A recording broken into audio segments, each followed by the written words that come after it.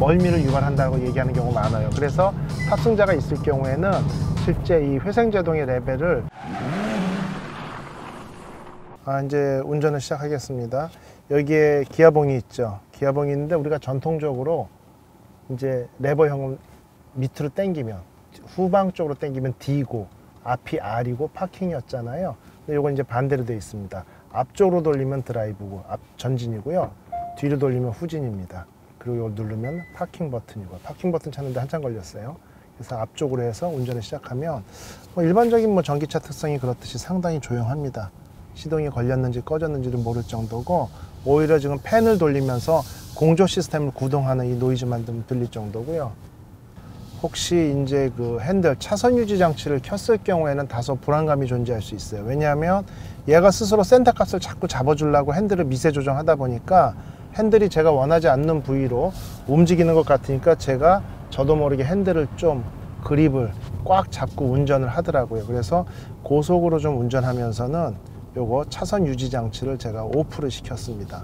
지금 스포츠 모드가 아니고 노멀 모드인데도요, 가속력은 실제 스포츠 모드로 갈 필요가 없다고 느낄 만큼 부드럽습니다. 요철 지나 볼게요.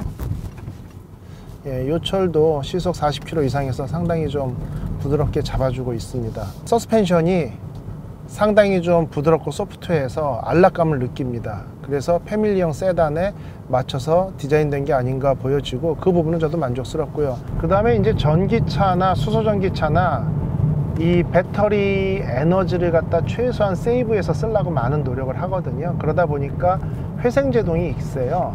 그래서 회생제동이 있다 보니까 회생제동을 지금 맥스로 했습니다. 브레이크 안 밟은 겁니다.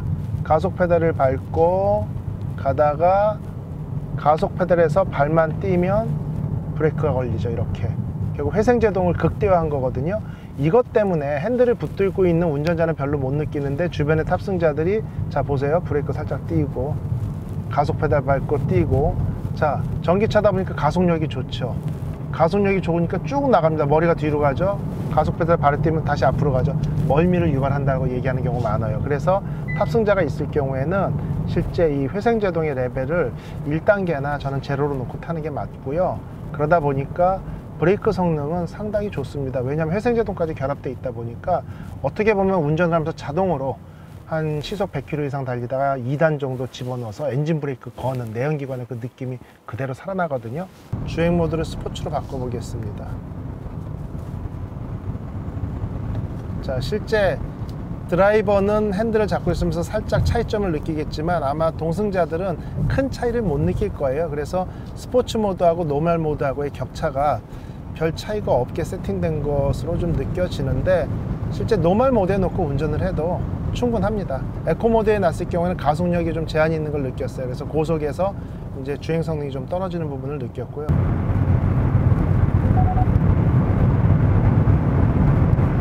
지금이 180입니다. 자, 순간적으로 좀 속도를 좀 높여봤는데요. 가속력 같은 경우는 운전자들이 불편함을 얘기할 수 없을 정도로 만족스럽고요. 그 다음에 고속에서 중후반 이후도 상당히 만족스러운 가속력을 내고, 또 한 가지는 특이한 것은 그 차량의 현재의 속도감을 고속 주행을 하면서 제가 못 느끼겠어요. 계기판을 보기 전까지는 이게 몇 킬로 정도지라는 감으로 좀 느끼기 힘들 정도로 진동이나 소음이 생각보다 작습니다. 실제 우리가 고속 주행을 하다 보면 차량이 약간 뜨는 느낌이 나거든요. 그래서 타이어의 그립력이 떨어지고 핸들이 좀 가벼워진다. 이게 결국 불안감으로 연결되는데, 이 차량 같은 경우는 그런 거 전혀 없이 안정적으로 시속 50이든 100km든 아니면 그 이상의 고속이든 안정적으로 지면에 안착하는 그립감을 느낄 수 있었습니다. 풍절음은 일단 카메라 타입의 사이드 미러라 그런지 보통 이제 사이드 미러 쪽에서 들리던 풍절음이 거의 들리지 않습니다. 오히려 루프 쪽에서 살짝 바람 소리가 들리는 것 외에는 상당히 좀 조용하고요. 그러다 보니까 타이어의 소음이 좀 더 와닿는 상황이죠.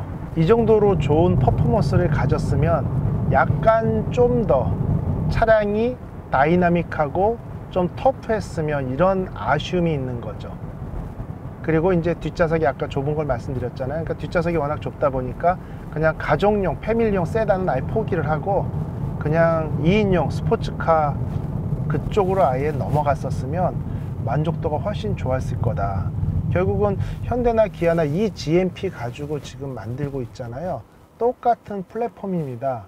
그러면은 EV6 GT 같은 경우 제로백이 3.4초대라고 한다면 아이오닉 6도 충분히 3, 4초대에 맞출 수 있고요. 그러면 어떤 가속력이나 이런 퍼포먼스를 좀 더 끌어올리고, 그리고 스티어링이나 이런 쪽도 좀 더 다이나믹하게 운전할 수 있도록 스포츠카로 아예 갔으면 어떨까 하는 아쉬움이 남을 정도로 많이 자제된 느낌이에요. 자, 오늘은 낮에 제법 날씨가 좀 따뜻한데 이 사이드미러 뭐가 한 가지가 우려되냐면요, 이제 아파트 지하 주차장이거든요. 그러니까 이렇게 쌀쌀한 새벽이나 저녁에 외부에 있다가 지하 주차장으로 들어가면 기온 차이에 의해서 카메라에 서리가 낍니다. 성에가. 그래가지고 뿌얘지는 경우에 화면 전체가 뿌얘지거든요.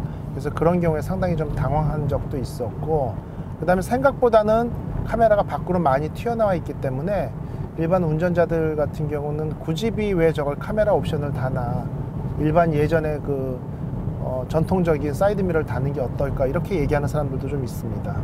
그리고 실제 이 옆에서 볼 때, 측면에서 봤을 때는요, 그 동그란 사이드미러가 달려있을 때가 더 스포츠한 느낌이 나고 더 이쁘긴 해요. 지금 커브 부분을 조금 고속으로 주행을 하는데요, 상당히 잘 잡아줍니다. 그립력 좋고요, 코너에서 오버 언더 스티어링 전혀 발생하지 않고, 타이어가 접지력 좋고, 뒷부분도 전혀 좌우 떨림이나 불안감 없었는데, 한 가지 이제 노면에 그 좌우 굴곡, 노면이 좀 굴곡져 있죠. 그거를 스티어링이 좀 예민하게 따라가는 것 같아요. 그래서 저도 모르게 평소보다는 핸들을 그립력을 좀 더 많이 주는 것 같다, 이런 것들이 다소 무슨 이유가 있겠지만 좀 아쉬움으로 남습니다. 근데 그것은 꼭 단점이라고 얘기할 수는 없어요. 핸들을 잡는 힘이 좀 평소보다 많이 들어갔다, 불안감인가, 이렇게 생각할 수도 있는데, 결국은 노면의 어떤 변화를 핸들이 정확히 느낄 수 있다는 것은 운전의 즐거움을 느끼는 사람들 입장에서는 장점으로 작용할 수도 있습니다. 그동안 타온 전기차 대비 역대급으로 승차감이 좋습니다. 이게 전기차에 할 정도로 좋고요.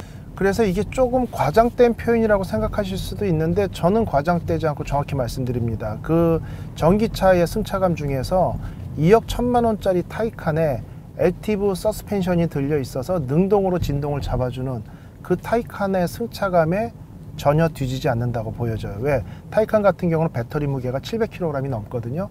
그러다 보니까 훨씬 무겁고 훨씬 비싼 서스펜션이 들어가 있는데, 그것 대비 크게 뒤지지 않습니다. 이 별 4개 반 주고 싶습니다. 한 4.6점, 4.5점 그 정도 주고 싶어요. 왜냐하면 전체적인 드라이빙의 즐거움이나 퍼포먼스는 만족스럽고요.